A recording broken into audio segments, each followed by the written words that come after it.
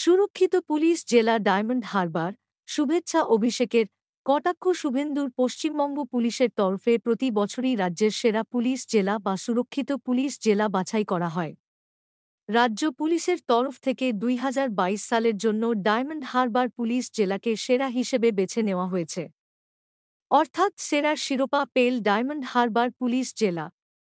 এই সম্মানিত হওয়ার জন্য ধন্যবাদ জানিয়েছেন অভিষেক বন্দ্যোপাধ্যায় এবং তৃণমূল সাংসদ নিজের হ্যান্ডলে লিখেছেন, দারুণ একটা খবর জানাতে পেরে আনন্দিত। রাজ্যের মধ্যে সেরা আইন শৃঙ্খলা রক্ষক জেলা হিসাবে ডায়মন্ড হারবার পুলিশ জেলাকে সম্মানিত করা হয়েছে।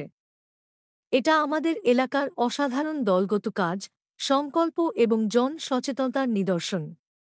জেলার প্রতিটি মানুষ যারা একে সম্ভব করেছেন প্রত্যেককে এর জন্য কুর্নিশ। রাজ্যের বিরোধী দলনেতা শুভেন্দু অধিকারীকে এই নিয়ে কটাক্ষ করতে দেখা গেছে।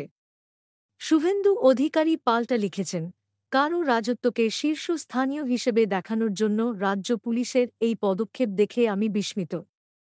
ডায়মন্ড হারবার পুলিশ জেলা বেস্ট কেপ্ট ডিস্ট্রিক্ট হিসেবে পুরস্কৃত হয়েছে। তিনি জানান, তারা আসলে পুরস্কারের নামে ছোট করেছে।